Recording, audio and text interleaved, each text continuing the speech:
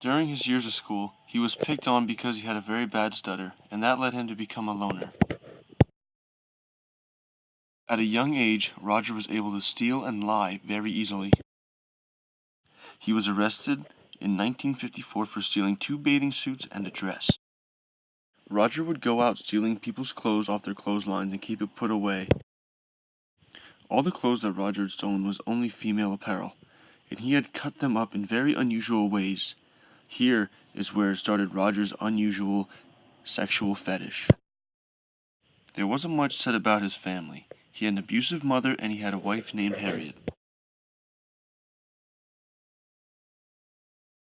Roger's motive was primarily sex, with the MO to rape and to strangle females between the ages of 17 to 26 years old. During his middle age, he was followed with a pretty lengthy record, involving prison time for nonviolent crimes. It wasn't until 1985 that he began his serial killing spree, which gave him the nickname of the I-5 Strangler. What Roger would do is stalk the freeways of South Sacramento, looking for women that are having car trouble. He would then abduct the women, take them to a random location, rape them, and then strangle them with their own clothes.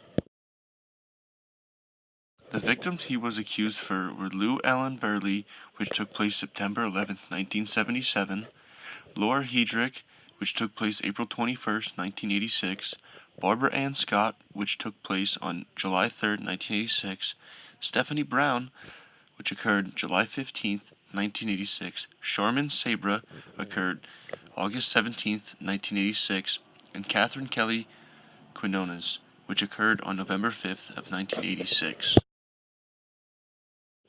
His typology is hedonistic lust. It is the most commonly thought of. It can be either organized or disorganized.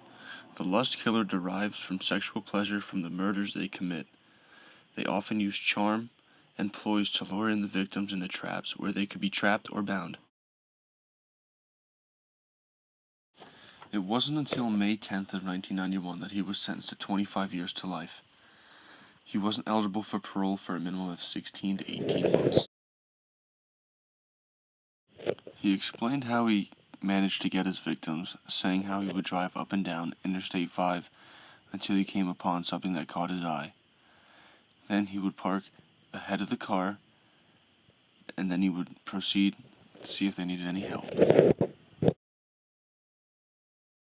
17 years later, after his conviction, in March 2008, it was coming upon his second parole hearing. He was now accused of 6 more murders. On March 7th, he faced the court for the indictment in Stockton, California. He now is accused of murdering 7 women, the crimes that he admitted to in prison, along with the 7 murders. He was also charged with other crimes. They were forced oral occupation, kidnapping, and rape. He is currently alive and he is currently serving his life sentence.